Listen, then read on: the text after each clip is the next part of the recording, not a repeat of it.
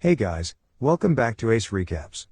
Today I am going to be explaining a 2008 Hindi psychological thriller film called Ghajini. Sanjay is introduced as he brutally murders another man. He takes a Polaroid picture of the man, and timestamps it done. It is revealed that Sanjay has a strange form of anterograde amnesia where his memory is wiped out every 15 minutes. Sanjay uses a system of photographs, notes and tattoos on his body to recover his memory after each cycle. Every morning, Sanjay is reminded by a tattoo on his body that Kalpana was killed, and it is revealed that Sanjay is ultimately out to avenge Kalpana, and that he is systematically killing the people who were responsible for Kalpana's death.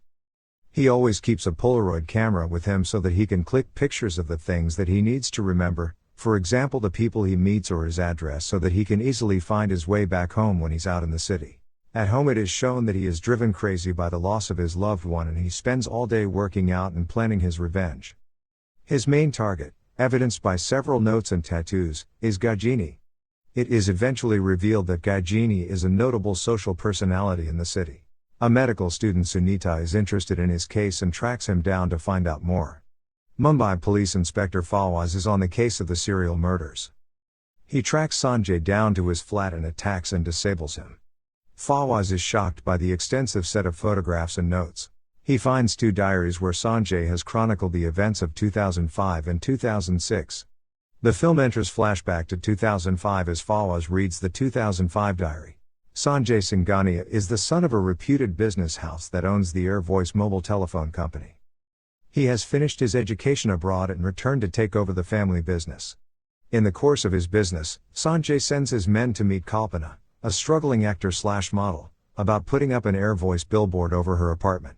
The owner of Kalpana's advertising firm misinterprets this as a romantic advance, and in view of a possible lucrative Air Voice ad campaign and other benefits, encourages Kalpana to accept the offer. He promotes her to become the lead model. Kalpana is generally sweet and kind. So she decides this is an innocent prank that may fetch her better modeling work and calls up the company and accepts their offer.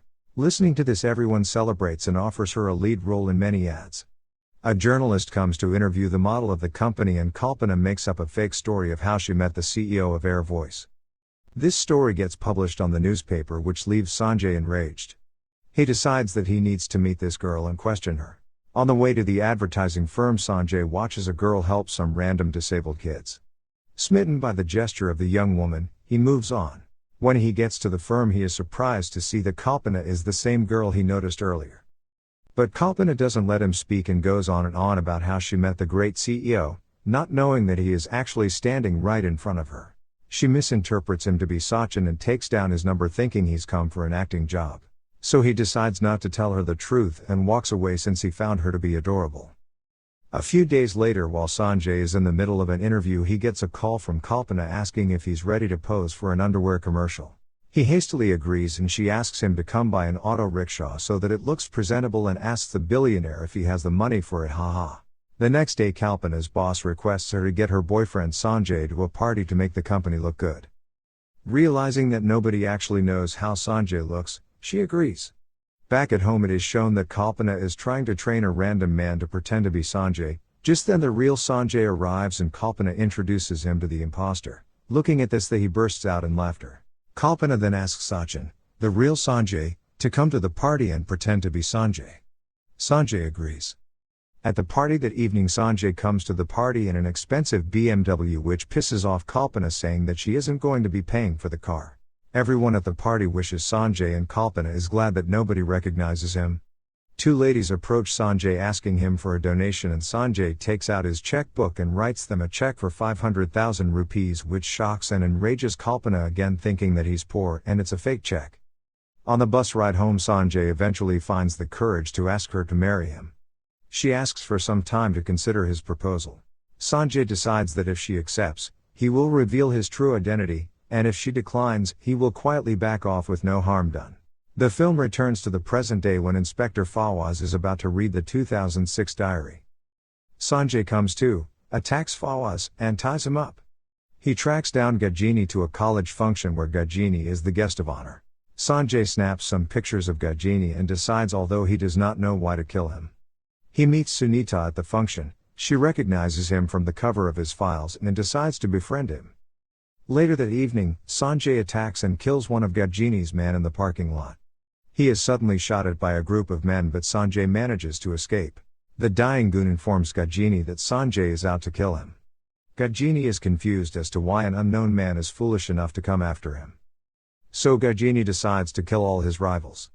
In the meantime, Sunita visits Sanjay's flat and finds Fawaz, beaten and bound. She also finds that Ghajini is Sanjay's target. Fawaz informs her that Sanjay is a known serial killer. Sunita finds the two diaries and frees Fawaz.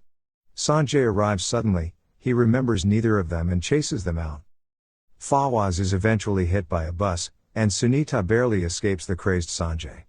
Believing Ghajini is in danger, she informs him that it is Sanjay who is after him. With this named target, Ghajini arrives at Sanjay's flat to kill him. However, Sanjay comes to know that Sunita has told Ghajini about his plan, so he finds Sunita instead. Sanjay is trapped in the lift of Sunita's hostel and is taken into custody by the police, who later release him. Ghajini was called by the police to identify Sanjay and later decides to destroy all the photographs and notes, to stop his crimes. He also scratches away all of Sanjay's existing tattoos. Satisfied that he has neutralized the threat by wiping out any trace that connects back to him, Ghajini leaves. Meanwhile, back in her room, Sunita reads the 2006 diary. The film flashes back to 2006. It is revealed that Kalpana had accepted Sanjay's proposal, but she promised to get married to him only after she fulfills her dream of buying a car. A few days later, Kalpana sells her jewelry and buys herself her dream car. She is very excited and takes a ride in it with some of the neighboring kids and Sanjay. They have a good time together. In the meantime, Sanjay is happier than ever and decides to gift her an apartment that he gives her by making her win a fake contest by his company, since she still thinks that his name is Sachin. Excited, Kalpana then invites Sanjay to her apartment and they enter the house together. Since Sanjay has to go to another city for a few days, he lies to Kalpana that his mother is sick and he needs to go and visit her and sell a property to raise money for her treatment. A few days later, Kalpana calls up Sanjay at 1 a.m. and asks him to meet her.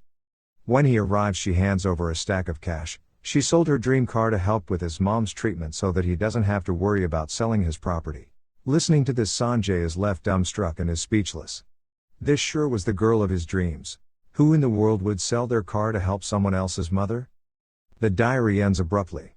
Sunita investigates further, and discovers that at some point in 2006, Kalpana was traveling by a train when she came across 25 innocent young girls being transported to Mumbai to work as prostitutes. She then decides to help the girls but is attacked by goons. Luckily, she comes across the military, who are also traveling in the same train. She asks them for help and they beat up the goons, thus saving the girls from a life of prostitution. But the girls name Ghajini as the ringleader of the racket. So Ghajini uses his ways and means, through corrupt cops and politicians, to silence the girls, and personally goes in search of Kalpana. He and his goons had broken into Kalpana's apartment and waited for her to return.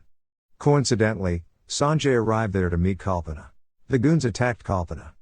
Sanjay was about to intervene when Ghajini hits him over the head with a metal rod. Sanjay's last memory was to witness Ghajini brutally murder the love of his life with a metal rod. Back in the present, Sunita, now aware of the shocking truth, finds Sanjay and tells him the truth. He flies into an uncontrollable rage and goes after Ghajini. Arriving at his lair in downtown Mumbai, Sanjay systematically and brutally kills all of the goons and launches into a vicious chase fight after Ghajini. Sanjay is about to kill him when his memory loss cycle kicks in. Ghajini turns around and stabs him. He begins to taunt Sanjay with the tale of how he murdered Kalpana, when Sanjay, with a sudden burst of last-minute strength, overpowers Ghajini. Sanjay kills Ghajini in the same way that Ghajini killed Kalpana. The film ends with Sanjay, still suffering from the amnesia, volunteering at an orphanage. Sunita gives him a small gift to remind him of his fond association with Kalpana.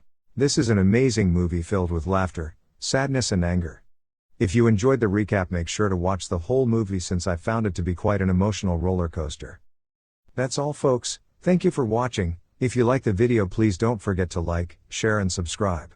Have a great day.